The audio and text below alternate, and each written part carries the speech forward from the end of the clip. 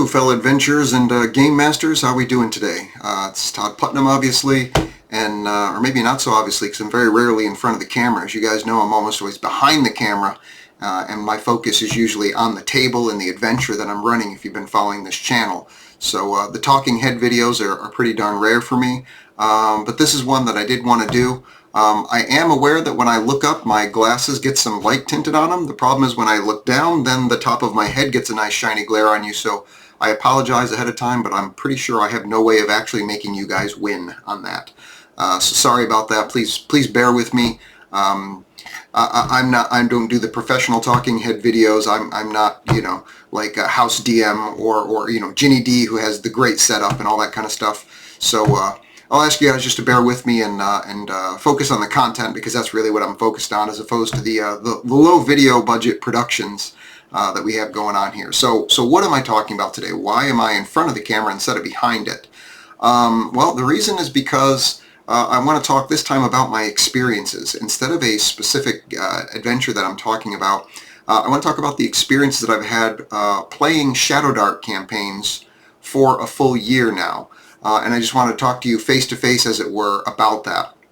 About a year ago, we were in the midst of the Shadowdark Kickstarter, and it was a pretty crazy time. If you remember, that was right after the OpenGL crisis. Everybody was mad at Wizards of the Coast. People are canceling their D&D, beyond subs en masse.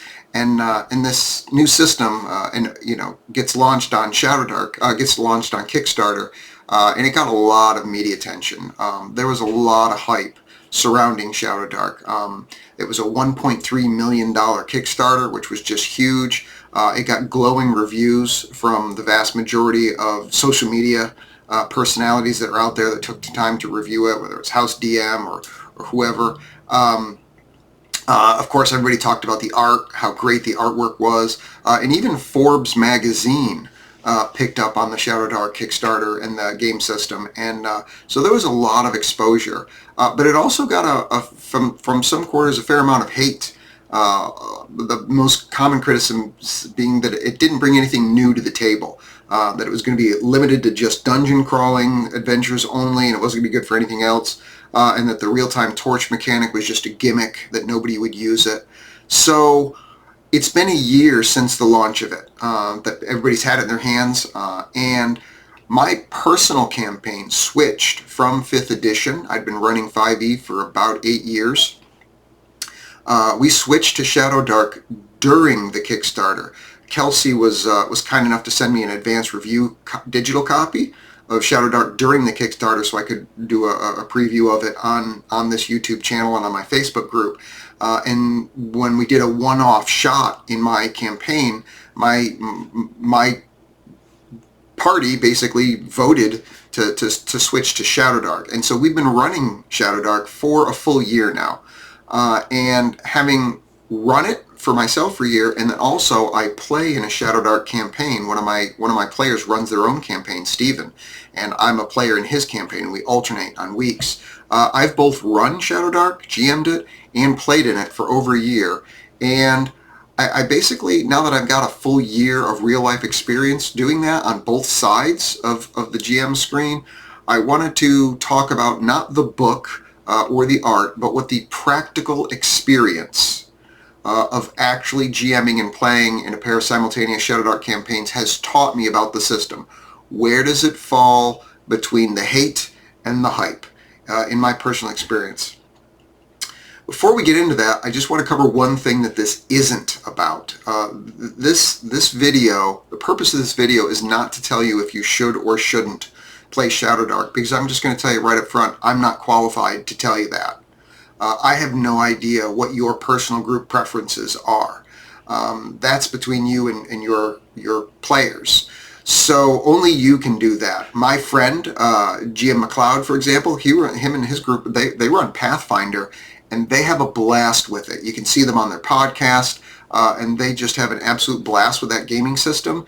And I couldn't say for sure, but because Shadowdark and Pathfinder are so different, since they're having so much fun with Pathfinder, they might not like Shadowdark at all. That may not be the game system for them. And on the other hand, I know people at my local game store that play Dungeon Crawl Classics, and they love all the gonzo crazy stuff. Well, they may enjoy Shadowdark. I don't know. Same thing with if you're playing 5e or Old School Essentials or Dungeon World or Labyrinth Lord. It doesn't matter what game system you're playing. You guys know what you like. So I just want you to understand that I'm going to give you my experiences from running Shadowdark, what I like, what I dislike about it. We'll go over that in just a sec.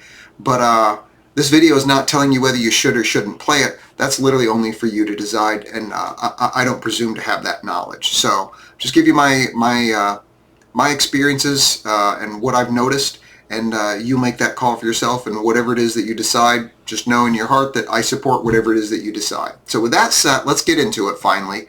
And I'm going to give you 10 observations that I have about the Shadowdark system. The first thing is going to be is about one thing that is often misunderstood about Shadowdark. Then I'm going to give you 3 things that surprised me about it. I'm going to give you 3 things that I love about it. And then I'm going to give you 3 things that I think really need work in Shadowdark. So that's the overview. One thing that surprised me, one thing that's misunderstood, 3 things that surprised me, 3 things that I loved, and 3 things that I think need work. So let's start with what's often misunderstood. I read a whole lot of times, and still do, people saying that Shadowdark doesn't bring anything innovative as a game system. In some ways that's very true. Advantage, disadvantage, extending armor class, roll to cast, the 6 standard ability distribute, from 3 to 18, that's clearly obviously all been done before. There's nothing new there. So, and even if you presume that the real-time torch mechanic and simplified inventory system has been done before, I don't know if it has or it hasn't, but just for the sake of this, let's assume that it has been done before. Bringing new mechanics isn't and never was the brand or the purpose of Shadowdark. And if you go to the Shadowdark page, it's literally billed as, and I quote, a modern redesign of classic fantasy gaming. A modern redesign of classic fantasy gaming. So the idea that fantasy gaming is going to use something all totally new, Shadowdark's going to do something all was never the stated purpose of the game. So it's a little bit of a red herring when people say that. It's or at least a misunderstanding. What the game does do is take a bunch of existing mechanics and recombine them in a way to create a very familiar, fast, and intuitive experience where the mechanics don't get in the way of the adventure. That's where the target of Shadowdark system is trying to hit, and it's never been about the new mechanics. So that's one thing that I think people misunderstand. So if you're looking at Shadowdark, don't think, oh, this is going to be a totally new system with all new mechanics. It's going to be no, it's not. Okay, it's going to be very familiar. It's just going to be recombined in a way that's very intuitive and doesn't get in the way of telling the story. So that's one thing that I think people misunderstand, and I just wanted to clear that up. Let me talk about 3 things that surprised me in Shadowdark. The first is that it's not limited to dungeon crawls at all. I know when I looked at the video and stuff at first, the teaser video for it, and you read all about the torch mechanic and stuff, you're like, oh man, they're going to go heavy on the dungeon crawling, which is great. I love dungeon crawling. Absolutely love it. But I'm thinking maybe it's going to be, a little bit weak. Yeah, they get some tables, but, for doing outside, actually, they got a lot of tables. If there's one thing Shadowdark has, it's plenty of tables. But I wasn't sure how well it would do with the rest. Well, after running my campaign for a year, if you follow me on Instagram or on Facebook or on this YouTube channel, you can see for yourself, specifically on Instagram, because it just goes right down the line. There's nothing in filler. It's just the tables and the adventures that I run.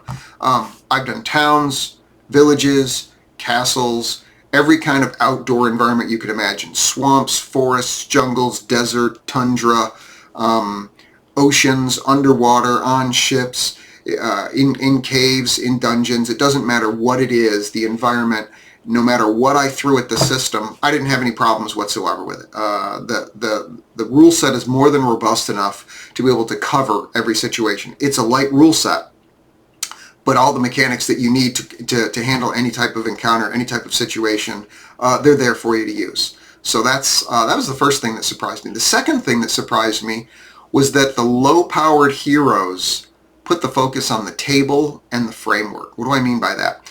Shadowdark is notoriously harder than, say, 5th edition or probably Pathfinder. Not as hard, I would say, as Dungeon Crawl Classics. I'd say it falls somewhere in between those extremes. There's lower hit points. You do less damage, but there isn't like 3 death saves and stuff. You get a limited number of rounds after you hit 0, and it could just be 1 before you die. That lower power and the less talents, the effect of that, you don't have to do anything as a game master, but your players very quickly realize, well, the answer isn't on my character sheet. It's not the list of the 20 talents that I have that I pick from in order to solve the problem. Their focus ends up being out on the table, or at you at the game master if you're running Theater of the Mind, listening intently to what you say, trying to figure out, okay, what can I glean about the environment, about the NPCs, about the monsters that I can use to my advantage to try and make this thing work, because the answer isn't just, oh, I use this feat and it solves that problem. It's very much focused on the environment and the world that the game master has crafted in order to solve the problem. So it helps draw the players into the immersion of the experience, because the world is every bit as real as the character. The answer is often in the world as opposed to on the character sheet. I think that's great. So they spend a lot of time on that. The other thing is that the underpowered heroes, they tend to promote teamwork. Again, without you as a game master having to corral the ADHD cat syndrome kind of thing, where every player thinks they're Conan the Barbarian or Merlin the Wizard because their power level is through the roof, and so they want to self-solve the entire situation. With the hit points being so low, and everybody kind of having very distinct classes, there aren't really classes that are a master of everything. You're good at fighting, or you're good at healing, or you're good at casting magic, if you're lucky to make your spell rolls and stuff, but you're not going to do it all yourself. And so it really encouraged a lot of teamwork at my table and at my friend's table, where players work together in order to solve the problems without the game master having to try to encourage it. It just sort of happened naturally. It took a few sessions before people realized, oh wait, this is different. I can't go this all alone. And so that surprised me about Shadowdark without realizing it's not in the rules that happens. It's just that's a natural byproduct of the way the characters are designed, because they're a little bit underpowered compared to 5th edition or Pathfinder. They definitely have to work together if they want to solve problems. So let me give you 3 things that I love about Shadowdark. And the first is that the rules light means that the GM prep is breezy and easy to run.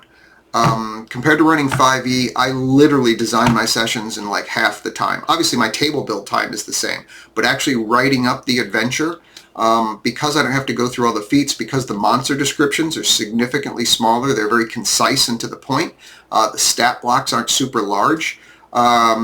Designing the adventure is very fast and easy. I love that. Running combat is fast and easy, because there's not an action and a bonus action and a reaction and a free action and a blah blah blah blah. You don't have players trying to figure out all these different things. It's very simple. What are you going to do? Where are you going to move? And it keeps the adventure rolling fast and easy. Even when you're running 6-7 players, the table runs fast enough that the other players don't get bored by the time it gets to their turn, because the turns snap through pretty quick. So so absolutely love that. And then it means that teaching new players is a breeze. I've got 2 new players in my group that never played tabletop role-playing games before, and within just a few sessions they were like veterans. I mean, obviously they didn't know all the spells by heart or anything crazy like that, but understanding that, okay, I'm going to just be rolling a d20 and I want to roll high and I'm going to add this specific stat to it or whatever, I get, they get right away how to play the game. And so again, their focus is on the table, and there's less time explaining the rules to them. So whether they're new players, veteran players, in very short time, it all just kind of homogenizes, and everybody's just playing the adventure, experiencing the game, as opposed to flipping through the rule books and stuff.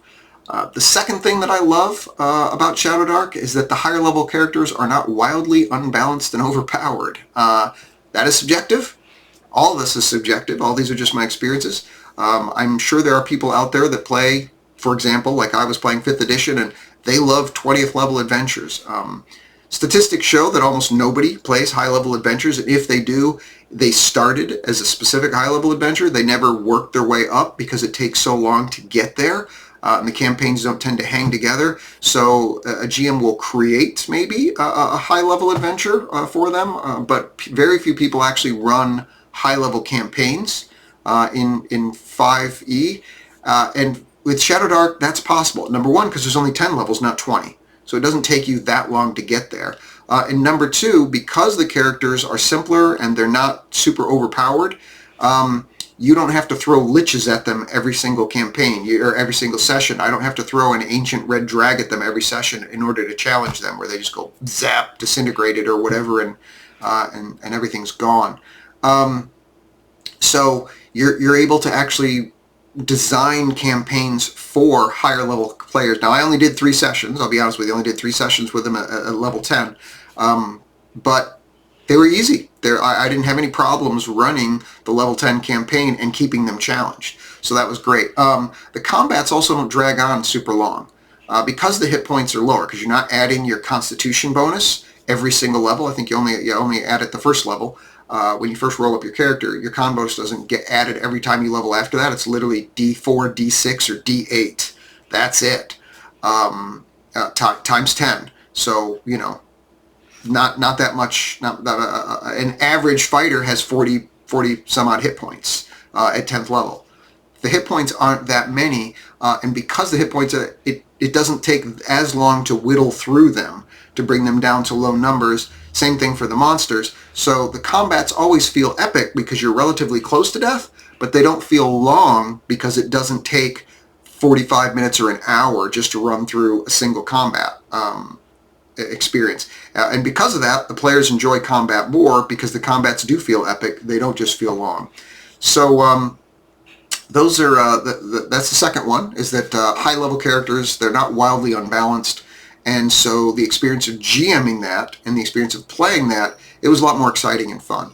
And then the third thing is that roll to cast is much more fun and easy than, in my opinion, in the spell slot system. First off, it's way easier to teach new characters. You're going to do the same thing as if you try to roll to hit with your sword. You're going to roll a d20, you're going to add your int or your wisdom to it, and you need to beat the number 10 plus the spell tier that you're casting. If you're casting a first tier spell, then the number is 11. If you're casting a second tier spell, then the number is 12. Roll a d20, add your int or your whiz, and if you beat that number, you've successfully cast the spell. Do I forget the spell after that? Only if you fail to roll. You know, that's it. So, and do you lose the spell permanently, or something really bad happens? If you roll a nat 1. And if you roll a nat 20, then some number is doubled in it. It could be the duration, it could be the area effect, it could be the damage, you choose. So you can sort of choose your crit to some extent when you critically cast a spell. So roll to cast, it adds so much more drama to the game. Healing is not guaranteed. We've had sessions, multiple sessions, where the healer failed to cast and lost their heal spell right off the bat. They never got a single heal off, and that from that way forward changed the way the players played the game for the rest of that session until the healers got those spells back. It's just much more fun when there's that level. Again, this is all subjective. This is my experience. For us, it was just that much more fun when everything isn't basically cookie cutter, that, well, we know we have this many spell slots and we know we need to heal this many people and so on and so forth. That unpredictability adds a lot of fun and excitement to it. So roll to cast is less time consuming, less time management, as far as, oh, okay, I'm casting a 3rd level spot, or I'm going to use a 3rd level slot because I'm out of 2nd level slot, so I'm bumping it up, and I got all that goes away. You're just rolling to cast and having the effects. So those are 3 things I love about Shadowdark. Now let me talk to you about 3 things that I genuinely think need improvement with the game. And the first is, I'm going to say, it's not inside the game itself, but Shadowdark is not available in game stores. And I think that matters. And you're going to say, well, how does that affect your particular game experience? Well, let me get into that. So for one, it's going to be harder to create new local groups and to find games if you're not already in a group that plays a TTRPG and is willing to try Shadowdark. let's say, if first off, you're never going to wander into a game store and see somebody playing Shadowdark and say, hey, can I play? Because they're just not running it, okay? Because it's not in the stores. That also means if you found Shadowdark online and you're like, oh, wow, this is great, I really want to, and I've even ordered my book and I've got it and I've got my dice, let me go to a game store and find, there's not going to be a game there to play, and it's highly unlikely that the game store is going to let you play it if they're not able to sell it. Obviously, and through, no shade on them, if they're not able to sell the books, then they have absolutely no impetus to try and allow you to run a Shadowdark game, because it just means you're going to be spending your money someplace else while taking up their retail, their retail rent that they're paying. That doesn't make any sense for them. And so that's going to make it a lot harder for people to find games. And I think that has an impact. The second thing that I think needs improvement is there's not nearly enough Shadowdark magic items and monsters. The core book absolutely goes over the basics, but the number of monsters is somewhat limited, and they can start to get repetitive fairly quickly. Same thing with the magic items. There are magic items there, and there's some really cool unique magic items in Shadowdark. That's great. Yes, there are tables for creating magic items. That can get old after a while if you're having to constantly recreate new, create new magic items. If you're rolling, maybe you like that. Maybe, some people that might be a plus. For me, I'd like just, some huge tables and I can roll on it and I've got a ton of variety. Same thing with the monsters. There's absolutely ways to weird it up in Shadowdark. The book is very comprehensive in creating your own monsters. So it's not that the tools aren't there, but it's on you to make that happen. If you're pushed for time, that can be challenging for a campaign, and so it's not always that fun. Now, there's a caveat to that critique, and that is that the magic items and the monsters, with Shadowdark being roughly OSR compatible, there are a lot of resources for monsters and magic items that you can get very quickly. Dungeons & Dragons BX Edition, Old School Essentials, the AD&D Dungeon Master's Guide, the AD&D Monster Manual 1 and 2, the Fiend Folio. Those are all books that the monsters in them are very quick and easy to translate into Shadowdark. The power level is already there for you. So with minimal changes, you could use any of those. If you already have those resources, I do, so that's good for me, but those aren't official Shadowdark resources. So some people may not know that, and it sets up some other challenges I'll talk about in just a minute. And the third thing that I think needs improvement, and I know it's being worked on without a doubt, is it probably needs a mega dungeon or a campaign of its own. A lot of people love a set campaign. I mean, that's literally the whole Forgotten Realms thing.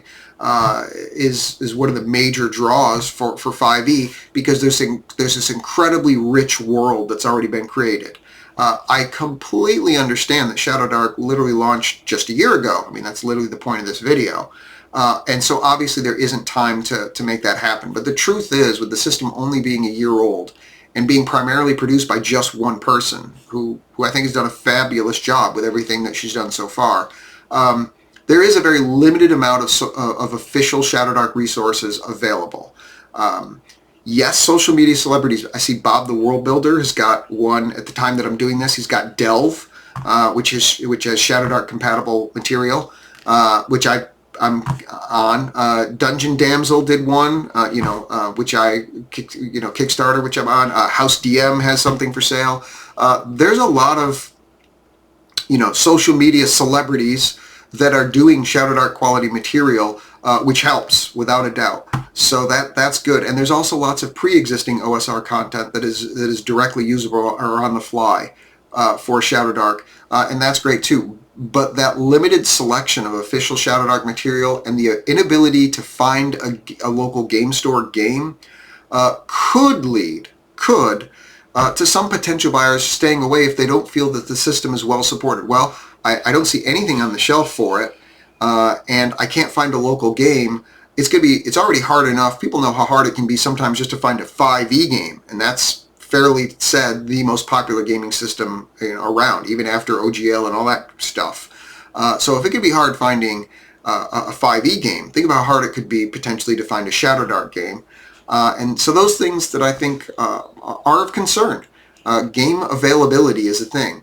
There's going to be people that find Shadowdark on the web, order the books, get their dice, and they go to a local game store and, hey, I want to play a game, and no, but we're running 5e or we're running Pathfinder or we're running Old School Essentials, whatever they're running, and they're going to be like, well, I'd rather play a game than no game, and they're not going to get to follow through and have the fun. So let me do it in conclusion here, because I've been chatting for 25 minutes and I want to try and keep this close to 30.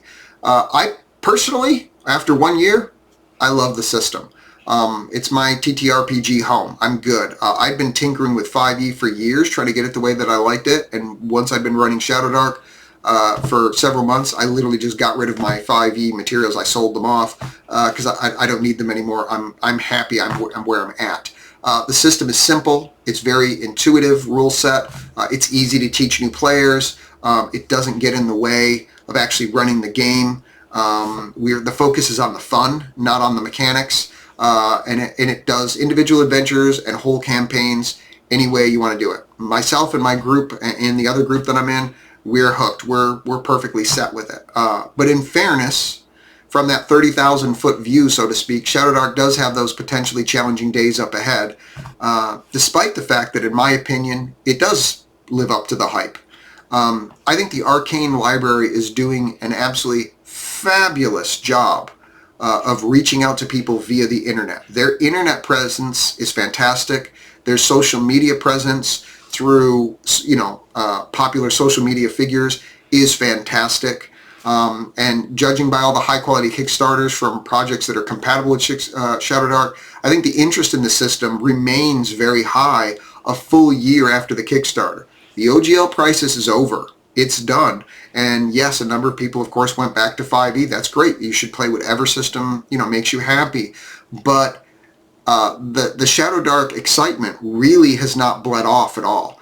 In the community itself, people are just through the roof with excitement for every time somebody designs a new class, or, just asking questions about how other people run their campaigns and stuff like that. There's a lot of excitement going on. So there's a lot of people that appear to be getting as much out of the Shadowdark rule set as I and my campaign are getting out, no doubt.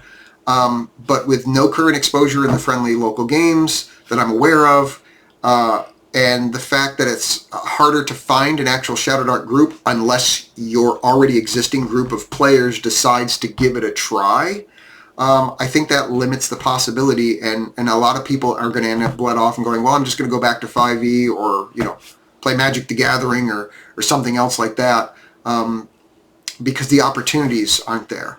So, and it is fair to say that while the current limited selection of officially compatible materials can indeed easily be supplemented by lots of other various OSR game systems. True, 100%. I do. I've got all those books I was talking about. I literally have BX. I literally have the Dungeon Master Guide and Fiendfolio and Players, and all that kind of stuff from AD&D. I have all those, and I use those as references for material. It's a fair thing to go, well, if somebody doesn't have those things, to go, well, if in order to supplement it, I basically need to buy the books from a different system, why don't I just play that system? It's a perfectly legitimate question. Why don't I just play AD&D? Why don't I just play Old School Essentials? Why don't I just play Dungeon Crawl Classics? And no, it's not exactly Shadowdark. Yep, it's obviously got its own flavor and stuff, but it might, in some people's minds, going to be, well, it might be close enough, and at least I can find a group for that. I can play that at the game store with my friends. So I think that's a legit criticism. A year after the testing in Shadowdark for 2 campaigns, one thing I can honestly say for sure is that if Shadowdark has a weakness, it's not in the rules. There was never a time in my campaign where I felt that the rules constrained me or got in the way of me telling a story, no matter what the location. And again, you can just flip through my Instagram and see all the different, because I run tabletop. I'm very intense in 3D terrain. I build literally every single session out.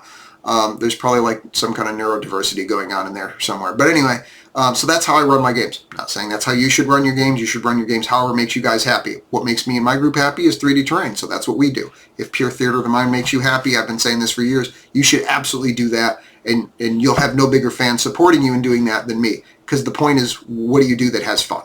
So as far as that's concerned, but you can literally flip through my Instagram at toddmichaelputnam.com, and you can just look at all the different environments that I ran Shadowdark through in the last years. I didn't have any problems running anything. There was no point that I was like, wow, the rule system kind of comes up flat here, and I don't have a way to adjudicate this or a way to make this happen. It's all in there. It is not limited to being a dungeon crawler. So if there's a downside, it's about that it might be hard to find a group because of the limited availability. As far as, I think there's good reasons. I'm sure there must be good reasons. The Arcane Library has done an incredible job with the game system itself. And Kelsey Dion, by all appearances, seems to have an outstanding business head on her shoulders. She executed her Kickstarter incredibly well. Her website is extremely well organized. It all works. The products are high quality when they show up. She has a fantastic head for business. So there may well be excellent reasons on her side why she hasn't moved into game stores. And, so be it. Saying that it's a downside that it's not in game stores doesn't mean that there may not be legitimate reasons why she hasn't moved into it. I don't know. I'm not on the end. So that's something for her to work out, and we'll see over time. And, hopefully I'm wrong. Hopefully it's not a detriment to the game expanding, but that is a concern. As far as the lack of materials is concerned, the limited amount of materials for Shadowdark is concerned, that's a double-edged sword. Right now, it's a little bit of a challenge, and again, like I said, there's workarounds. But I've got to be completely honest with you. Number one, it's going to solve itself over time. New material is constantly being dropped, so this becomes less of a problem as each month goes by. And two, it's better than the alternative that I was in before. Before, I was in a situation with 5e where Wizards of the Coast was dropping a new book every couple of months, but the quality was terrible. Again, that's a personal opinion, but it's a shared opinion by a lot of people. The Spelljammer book was not well received. A lot of the books are like, pretty thin on the content. Not really, didn't really do the job that a lot of people wanted them to do. And so it doesn't do you any good to have a whole bunch of material that's not well written.